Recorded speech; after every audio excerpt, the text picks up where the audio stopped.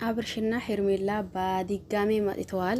ትላንት እንዳየነው አይ በቃ ሁሉንም ነገር ከሻወር በኋላ ይነግረሻለሁኝ አሁን ደግሞ በቃ ምንም ነገር ማለት አልችልም እያለች ነበር። ሄርሜላም ደግሞ ለአብርሽ እንደምታስብለትና እንደምታዝንለት ትላንትም አረጋግጠናል። ይሄም ማለት ደግሞ በቃ እሺ በምንም ተአምር ሆኖ እኔ ሊከፋኝም የሆነ ነገርም ሊሰማኝ አይችልም። ምናልባት ደግሞ ምትሳቀቅ ከሆነ እባክህን አትሳቀቅብኝ።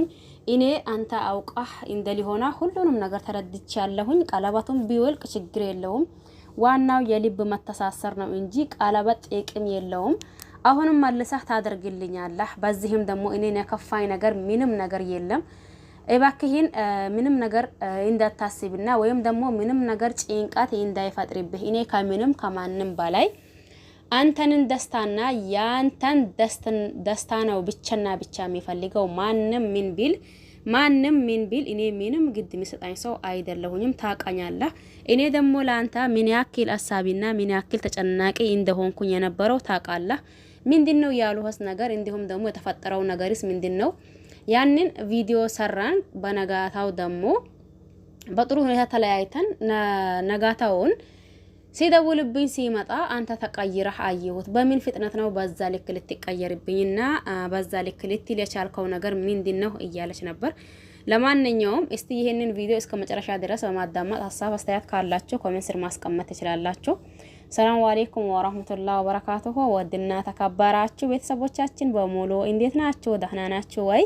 እኔ ደህና ነኝ አልሐምዱሊላህ። እናንተስ እንዴት ናችሁ? ሁላችሁንም ሰላም ብያለሁኝ። በያላችሁበት ሰላማችሁ ብዙ ትርፍርፍ ይበልልኝ እያልኩኝ ይወላችሁ የመጣሁት እንደተለመደው ትላንት ደስ የሚል ቪዲዮ አይተናል። እንደተለመደው ደግሞ የመጣሁት በእነ አብርሽ ጉዳይ ነው። የእነ አብርሽ ጉዳይ ሁላችንም አስጨንቆን ሁላችንም ደግሞ ይሄ ነገር ምንድነው? እንዴት ነው? ወዴት ደርሶ ነው እሱ መቆሚያው? አረ መቆሚያው የለውም እንዴ? ብዙዎቻችን ስንጨነቅና እንዲሁም ደግሞ የአብርሽ ዝምታ በነገራችን ላይ እዚህ ጋር የማንንም አድናቂ ሆነን የማንን ነገር ግን አብርሽ ልክ ነው ትክክል ነው ማለት አንችልም። ምክንያቱም ወይ እያስመሰለ ነው ወይም ደግሞ የሆነ ነገር ሆነዋል እንጂ በዚህ ሁኔታ ነው እንደምናቀው። እኔ አንዳንድ ጊዜ ግርም የሚለኝ አንዳንድ ልጆችን ዞር ስትሉ ታያላችሁ ማለት ነው። እዚህ ጋር የማንንም አድናቂ ብንሆን የማንን ገባችሁ አይደል? የማንን አድናቂ ብንሆን የማንን የሆነ ሰው ሲቀየር የሆነ ደግሞ አንድ ሰው ከመጀመሪያው ሁኔታው ሲቀየር እንዴት ነው ምንም አልሆነም ማለት ምንችለው? እኔ አንዳንድ ጊዜ ምሬንን የአስመሳይ ጥግም ድረስ አለ እንዲላለሁኝ ማለት ነው። ምክንያቱም ይሄንን ያልኳችሁ አብርሽ ሰሞኑን ያየነው ነገር አሁን ሰሞኑን በማለት እንደው በቃ 3 ሳምንት እንክም 15 ቀን ሆና ማለት ነው። ከ15 ቀን ይበልጣል። ከዛ በዛን በፊት የምናየው ነገር በዚህ ሳምንት ወይም ደግሞ በዚህ 15 ቀን የምናየው ነገር አይደለም። ስለዚህ ለምንድነው የማንን አድናቂ ብንሆን የማንን ለምንድነው ሆን ብለን የምናስመስለው? ምክንያቱም አብርሽ እንደተቀየረ ሁላችንም ልቦናችን ያውቀዋል። ገባችሁ አይደል? በምን እንደተቀየረ ባናቅም ምን እንደሆነ ባናቅም ነገር ግን አብርሽ እንደተቀየረ እንዲሁም ደግሞ እንደታመማ ሁላችንም እርግጠኛ ነን ብዬ ነው ማስበው። ይሄንንም ሲላችሁ አንዳንድ ልጆች አይ ምንም አልሆነም የሆነው ነገር ምን ሆና ምንም አልሆነም ሚስቱን ስለመረጣ እንዲሁም ደግሞ ልጁን ስለመረጣ ነው እያላችሁ ያላችሁት። እዚህ ጋር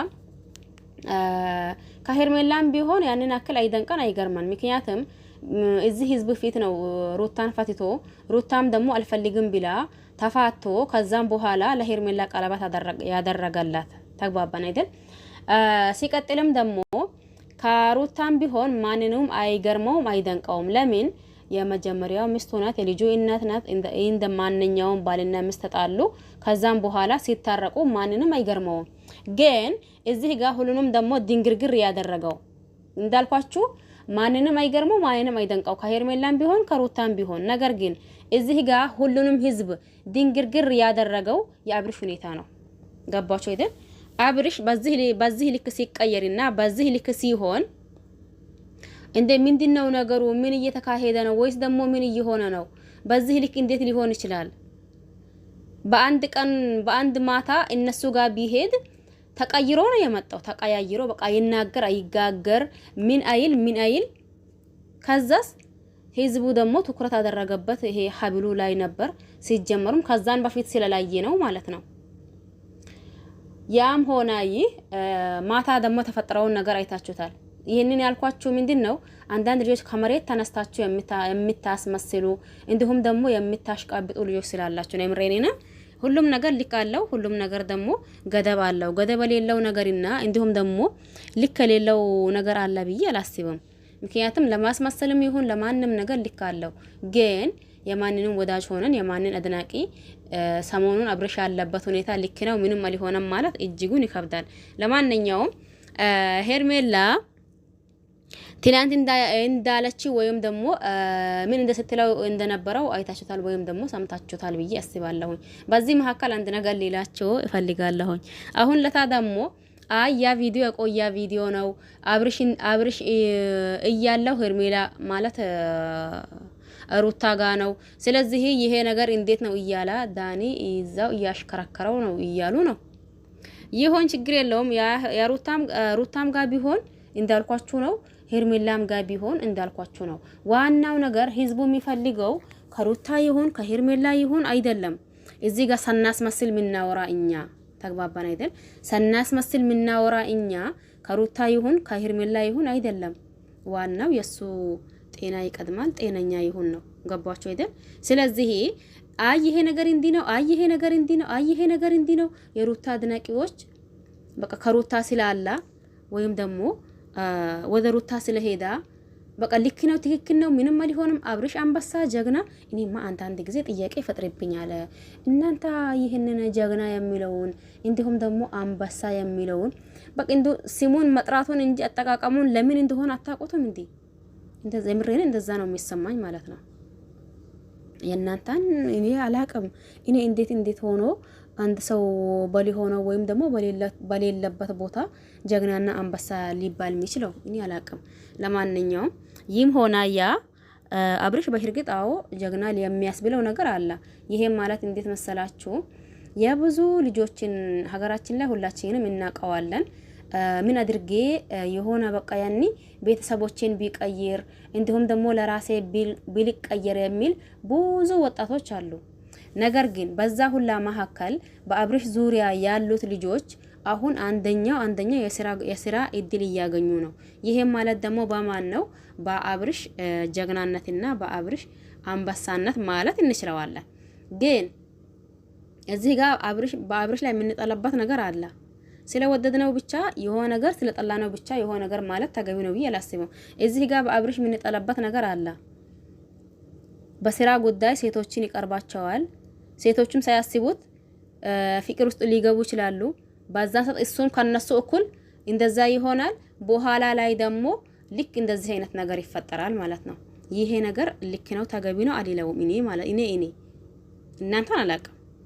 እናንተ አንዱን ስለምትወዱት ብቻ የሚያደርገው ነገር ስራው ጀግና የማያስብለውም ከሆነ ጀግና ትላላችሁ። ጎበዝ የማያስብለውም ቢሆን ጎበዝ ትላላችሁ። አንዳንድ ልጆች በተለይ አንዳንድ ልጆች የምሬኔን ግን እንደ አንድ ሰው ጋባቸው አይደል? እንደ አንድ ሰው አንድን ነገር አይተን ያኔ የሆነ ነገር ሲታዩ እናንተ ውስጣችሁ ላይ የሚመላለስ ሐሳብ አስተያየት አላችሁ አይደል? ልክ ያንን ነገር ሳናስመስል ምን ሰንል ብናወራ ተገቢ ነው ብዬ አስባለሁ። ብዙ አስመሳይ ልጆች ስላላችሁ ነው ይሄንን ያልኳችሁ። ለማንኛውም ሁላችሁንም አመሰግናለሁኝ። በያላችሁበት ዓለም ዳርቻ የአላህ ሰላም እንዲሁም ዝነት በረከት ርህራሄ ከእናንተ ጋር ይሁን እያልኩኝ በሌላ አዲስ ከምንገናኝ ድረስ በያላችሁበት ሰላማችሁ ይብዛ። ቸር ቆዩልኝ። ባይ ባይ።